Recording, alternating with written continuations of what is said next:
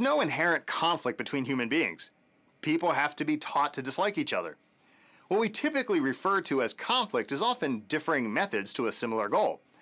High context cultures, low context cultures, personality types, personal differences could all be sources of perceived conflicts when in fact they're more about our approaches to goal attainment.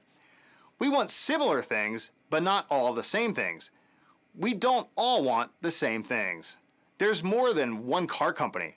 Our gene selection is almost limitless, and the resources we seek to advance our lives can be augmented, replaced, or repurposed. How we communicate could also be a source of conflict. Conflicts in communication often result from a lack of understanding culture, a lack of time building relationships, and a lack of understanding core motivations. Many individuals would rather avoid conflict, as leaders must use our tools of communication to help navigate perceived conflict. Understanding group dynamics.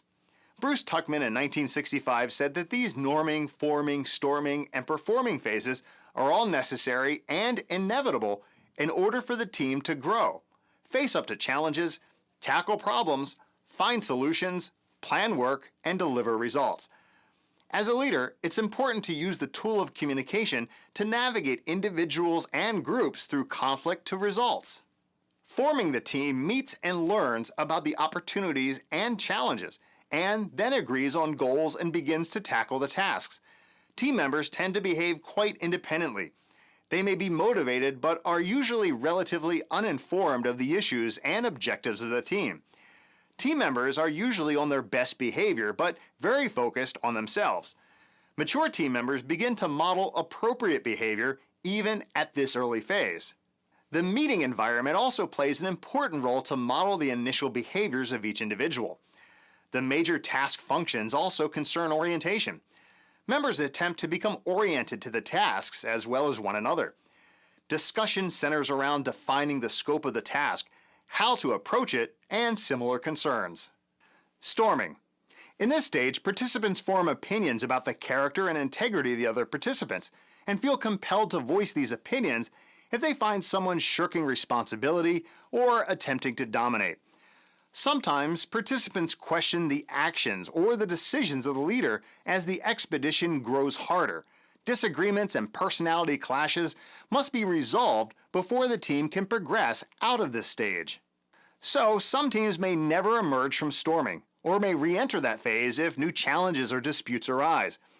In Tuckman's 1965 paper, only 50% of the studies identified a stage of intra-group conflict, and some of the remaining studies jump directly from stage 1 to stage 3.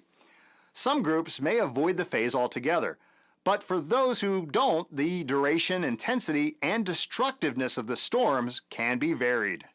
Tolerance of each team member and their differences should be emphasized. Without tolerance and patience, the team will fail. This phase can become destructive to the team and will lower motivation if allowed to get out of control. Some teams will never develop past this stage. However, disagreements within the team can make members stronger, more versatile, and able to work more effectively as a team. Supervisors of the team during this phase may be more accessible, but tend to remain directive in their guidance and decision-making and professional behavior. The team members will therefore resolve their differences, and members will be able to participate with one another. Norming. Resolved disagreements and personality clashes result in greater intimacy, and a spirit of cooperation emerges. This happens when the team is aware of competition and they share a common goal. In this stage, all team members take the responsibility and have the ambition to work for the success of the team's goals. They start tolerating the whims and fancies of the other team members. They accept others as they are and make an effort to move on. The danger here is that members may be so focused on preventing conflict that they're reluctant to share controversial ideas. Performing with group norms and roles established, group members focus on achieving common goals, often reaching an unexpectedly high level of success. By this time, they're motivated and knowledgeable. The team members are now competent, autonomous, and able to handle this decision-making process without supervision. Dissent is expected and allowed as long as it's channeled through means acceptable to the team. There is no inherent conflict between human beings, although we may want many of the same thing. How we attain these things may be quite different. People have to be taught to dislike each other. As the song statement from the musical South Pacific, to hate and fear, you've got to be taught from year to year. It's got to be drummed in your dear little ear. You've got to be carefully taught. Here are 3 things to think about. Conflict is often rooted in a perception that goals can't or won't be accomplished or reached. Conflict can be mitigated when we seek to understand culture, goals, and motivations.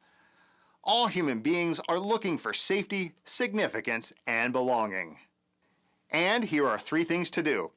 Educate the group on the learning and life cycle of groups, forming, norming, storming, and performing. Practice working through conflict, team-building games or activities. Hold the group accountable for conflict negotiations by working through them and reminding them of the goals and outcomes.